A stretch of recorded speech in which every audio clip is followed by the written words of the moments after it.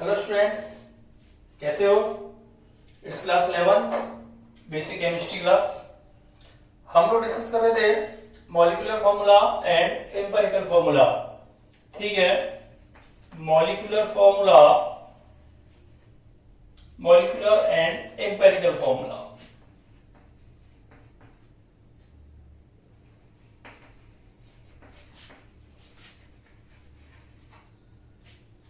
अणुसूत्र व मूलानुपाती सूत्र। ठीक है, अणुसूत्र व मूलानुपाती सूत्र।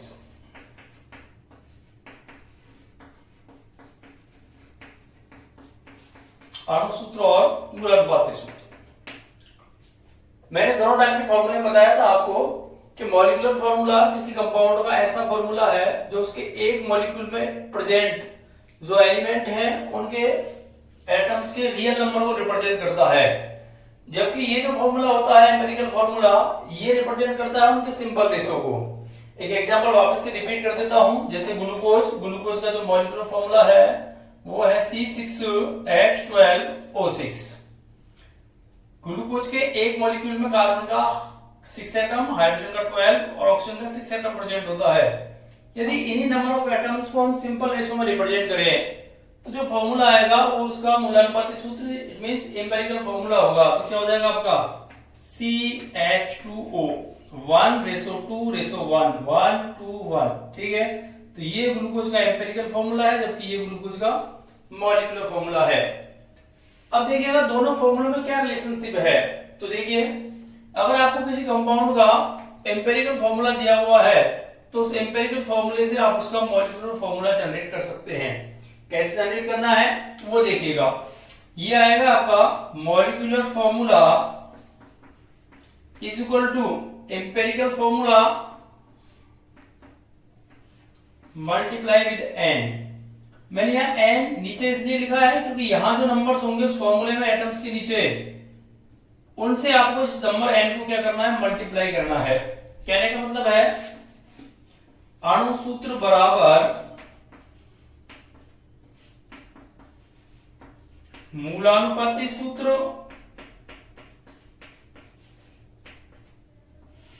और उसको आपको मल्टीप्लाई करना है n से। ठीक है, अब यहां n क्या है वो देख लीजिएगा। n is equal to molar mass of compound. जिस कंपाउंड का मॉलिक्यूलर फॉर्मूला आपको निकालना है उसका molar mass, molar mass of compound यौगिक का मोलर द्रव्यमान डिवाइडेड बाय एम्पिरिकल फॉर्मूला मास।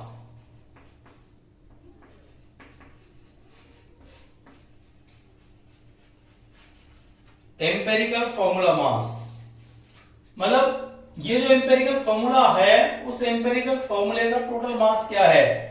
जैसे कंपाउंड का मोलर मास निकालते हैं आप सारे एलिमेंट्स के एटॉमिक मास को जोड़ के, वैसे ही उसके एम्पिरिकल फॉर्मूले में जो एलिमेंट्स हैं उन एलिमेंट्स के एटॉमिक मास को जोड़ के आप उसका एम्पिरिकल फॉर्मूला मास निकालेंगे।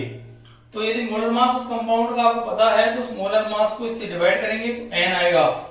n को मूलानुपाती सूत्र से मल्टीप्लाई करेंगे तो आपको उस कंपाउंड का मॉलिक्यूलर फॉर्मूला कैलकुलेट हो जाएगा।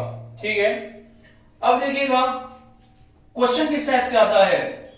आपको किसी कंपाउंड का परसेंटेज कंपोजिशन दिया हुआ रहता है, प्रतिशत संगठन, कि किसी कंपाउंड में ये एलिमेंट प्रेजेंट है और इनका परसेंटेज ये है। उस परसेंट कंपोजिशन से आपको एम्पिरिकल फॉर्मूला कैलकुलेट करना होता है और उसके बाद उससे मॉलिक्यूलर फॉर्मूला निकाल सकते हैं यदि आपको उस कंपाउंड का मोलर मास गिवन हो। तो वो कैसे कैलकुलेट करेंगे एक एग्जांपल द्वारा हम लोग एक्सप्लेन करते हैं। देखिए, समझना ठीक से।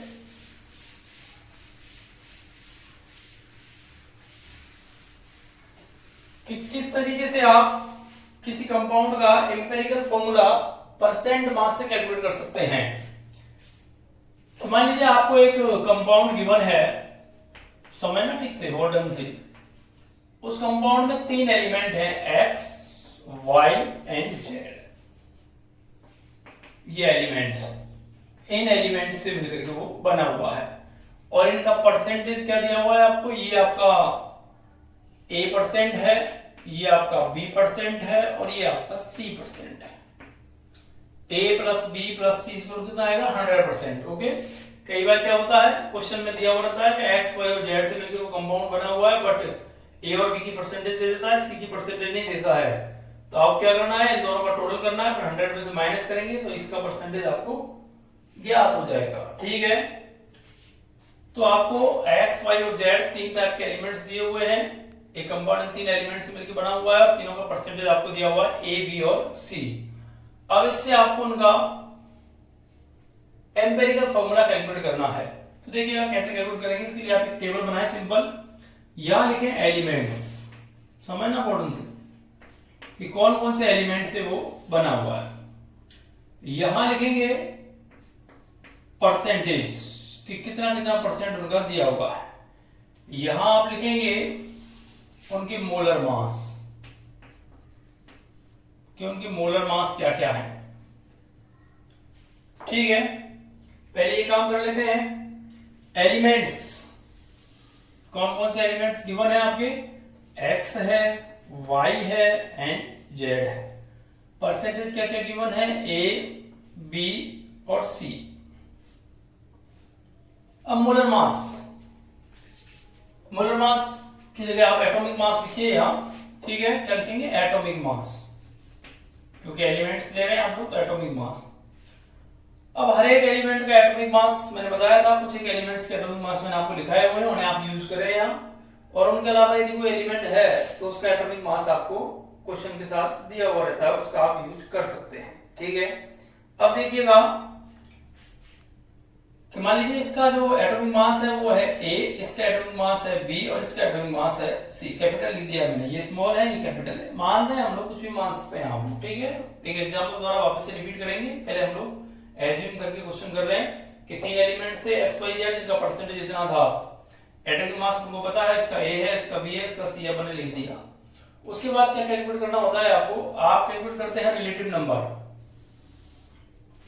क्या निकालना है, रिलेटिव नंबर, RN करके लिखा हुआ है मैंने, रिलेटिव नंबर। ये कैसे कैलकुलेट किया जाता है, percentage divided by atomic mass. ये स्टेप इंपॉर्टेंट है, ठीक से समझना।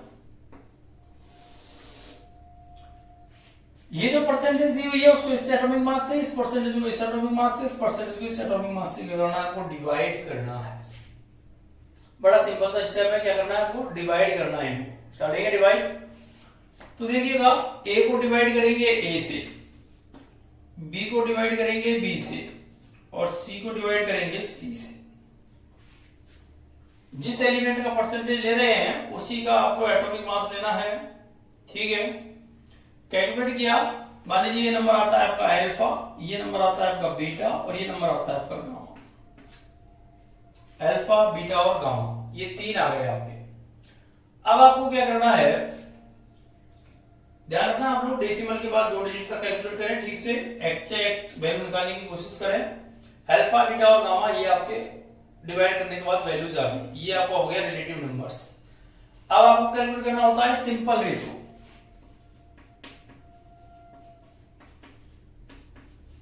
अब इस सिंपल रेशो कैसे कैलकुलेट करेंगे आप, सिंपल रेशो कैलकुलेट करने के लिए आपको लेना है relative number divided by smallest relative number.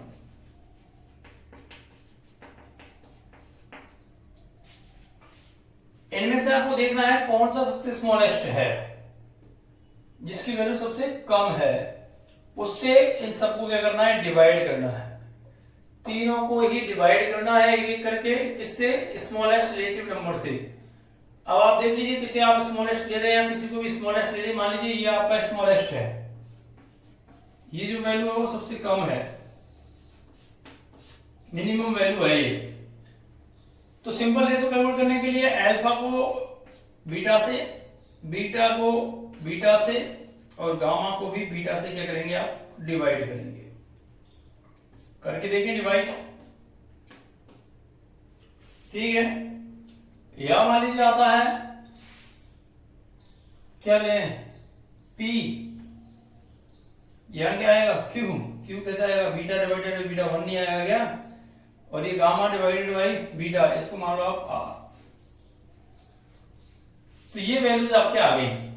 ठीक है, सिंपल था। आपको एलिमेंट्स दिए हुए थे, उनकी परसेंटेज दी हुई थी, अपन ने उनके एटॉमिक मास लिखे एलिमेंट्स के, फिर परसेंटेज को एटॉमिक मास से डिवाइड किया, रिलेटिव नंबर्स निकालिए।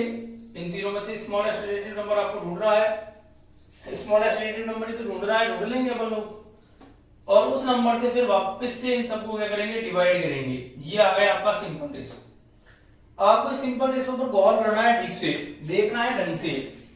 अगर ये कोई इंटीजर नंबर है, मतलब पूर्णांक आ रहा है 1 2 3 4 5 6 इस तरीके से, तब तो कोई दिक्कत नहीं है, सारे के सारे अगर इंटीजर आ रहे हैं। अगर सारे इंटीजर नहीं आ रहे हैं, कोई डेसिमल में आ रहा है, तब आपको ये देखना है कि आप इन तीनों नंबर्स को ऐसे किस नंबर से मल्टीप्लाई करें कि ये सारे के सारे इंटीजर में कन्वर्ट हो जाएं। तो इन्हें आपको इंटीजर में कन्वर्ट करना होता है। अगर मान लीजिए 1.99 आ रहा है, उसको आप 2 मान के चलेंगे, ये नहीं कि उसको भी आप चेंज करने की कोशिश करते रहे।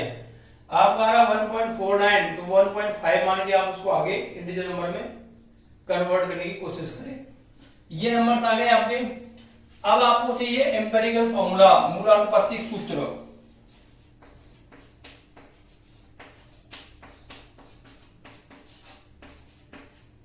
एम्पिरिकल फॉर्मूला, उसके लिए आपको क्या करना है, ये जो एलिमेंट थे इनको लिखें x y एंड z, आगे तीनों x y एंड z। अब आप ये देखें, x के जस्ट नाम सामने नंबर कौन सा आया p, उसको यहां लिख दें। y के सामने जस्ट कौन सा नंबर आया 1, 1 को लिखने की जरूरत नहीं है आपको। और z के जस्ट सामने कौन सा आया r, तो ये r आ गया। तो ये इस कंपाउंड का एम्पिरिकल फॉर्मूला आ गया। आया या नहीं आया एम्पिरिकल फॉर्मूला, तो ये इस कंपाउंड का हो गया एम्पिरिकल फॉर्मूला। बड़ा सिंपल सा है। इस तरीके से आप किसी भी कंपाउंड का एम्पिरिकल फॉर्मूला निकाल सकते हैं। यदि आपको उस कंपाउंड का मोलर मास दिया हुआ हो, तो यहां से आप उसका मॉलिक्यूलर फॉर्मूला भी कैलकुलेट कर सकते हैं। समझ में आया? चलिए एक एग्जांपल लेते हैं, ठीक है, डिटेल देखते हैं, कैलकुलेशन करके पूरा एक सवाल सॉल्व करके देखते हैं इस पर किस तरीके का सवाल बनता है। देखिए, इसको समझना है बार बार। मैं एक एग्जांपल लेके बता रहा हूं आपको। कई बार कुछ बड़े क्वेश्चंस में इसको यूज करता है, बाकी सिंपल क्वेश्चंस भी आप लोगों से पूछे जाते हैं इस पर डिपेंडेंट, लेकिन कोई टफ क्वेश्चन उसको बनाना होता है तो कई बार इस empirical formula molecular formula concept को यूज करता है। देखिएगा, एक क्वेश्चन है कि एक कंपाउंड, जिसका एक कंपाउंड दिया हुआ है, कंपाउंड है आपका X, जिसका मोलर मास है 180। ठीक है, 180 यू ले लो, 180 ग्राम ले लो, ग्राम पर मोल होती है वैसे यूनिट, अभी मोल आपने पढ़ा नहीं है इसलिए मैं लिखता नहीं हूं इसको। मोलर मास 180 ग्राम पर मोल। ठीक है, एक कंपाउंड दिया हुआ है X, ऑर्गेनिक कंपाउंड है, उसका मोलर मास दिया हुआ है 180। अब वो ये क्या है, कंपाउंड 3 एलिमेंट्स कार्बन, हाइड्रोजन और ऑक्सीजन से मिलकर बना हुआ है। किस किस से? Carbon, hydrogen and oxygen. उसमें कार्बन जो है वो है 40%, हाइड्रोजन जो है वो है 6.66%, और ये जो है वो है आपका 53.33%। यहां आपको 6.67 भी दिया हुआ हो सकता है, ठीक है, एक ही बात है। तो ये 3 एलिमेंट्स आपको दिए गए हैं, कार्बन, हाइड्रोजन और ऑक्सीजन। तीनों की परसेंटेज दी हुई है। कार्बन आपको 40% दिया हुआ है, हाइड्रोजन आपको 6.66 या 6.67% दिया हुआ है, और बाकी का आपका ऑक्सीजन है 53.33%। क्वेश्चन क्या है, आपको इसका मॉलिक्यूलर फॉर्मूला निकालना है। अब मैंने आपको बताया है मॉलिक्यूलर फॉर्मूला एम्पिरिकल फॉर्मूला से आएगा, तो पहले आप इसका एम्पिरिकल फॉर्मूला निकालेंगे, मूलानुपाती सूत्र, उसके बाद इसका मॉलिक्यूलर फॉर्मूला अणुसूत्र आप कैलकुलेट कर पाएंगे। हाँ, वो कैसे निकालना है, तो स्टेप बाय स्टेप चल रहे हैं, देखते हैं किस तरीके से मैंने बताया था आपको। सबसे पहले आप क्या लिखेंगे, एलिमेंट्स, जो तत्व आपको दिए गए हैं उन्हें आप लिख दें। कौन कौन से हैं भाई एलिमेंट? कार्बन है, हाइड्रोजन है और ऑक्सीजन है। उसके बाद क्या बताया था, परसेंटेज लिखना है आपको। इसका परसेंट कितना है 40%, ये कितना है 6.67% और ये कितना है 53.33%।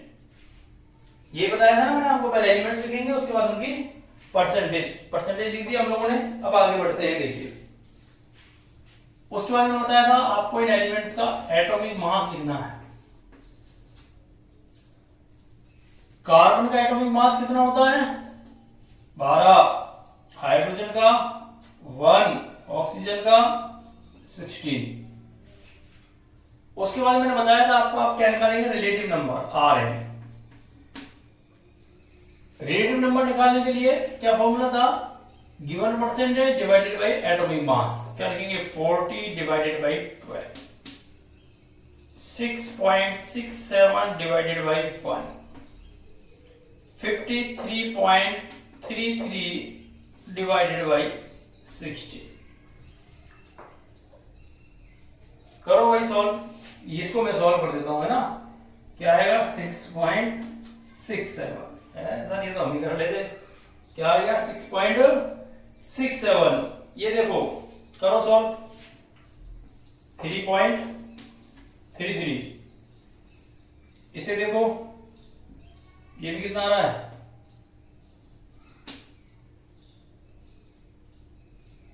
3.33 है। कर लिया सॉल्व। तो ये है सिंपल सा, आपको 3 एलिमेंट दिए हुए थे कार्बन हाइड्रोजन और ऑक्सीजन, परसेंटेज दिया हुआ था, मैंने उनके एटॉमिक मास लिखे। उसके बाद इस परसेंटेज को इसके एटॉमिक मास से, इस परसेंटेज को इस एटॉमिक मास से, इस परसेंटेज को इस एटॉमिक मास से किया गया है, डिवाइड किया, रिलेटिव नंबर निकाल लिया है। उसके बाद हमें कैलकुलेट करना है सिंपल रेशो।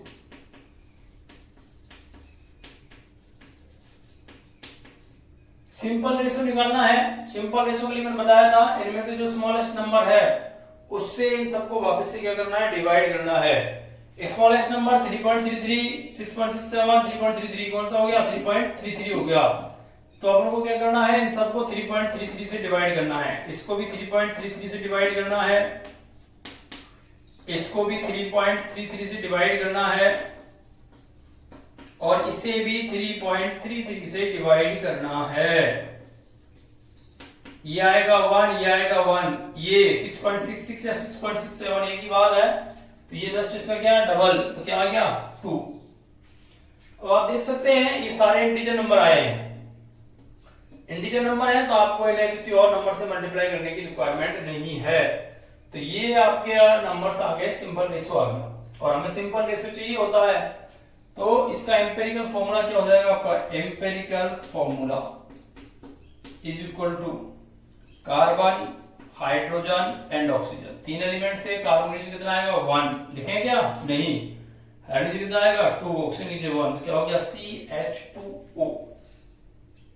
सो सिंपल, क्या आ गया CH2O। ये उस कंपाउंड का एम्पेरिकल फॉर्मूला हो गया। क्या हो गया एम्पेरिकल फॉर्मूला CH2O।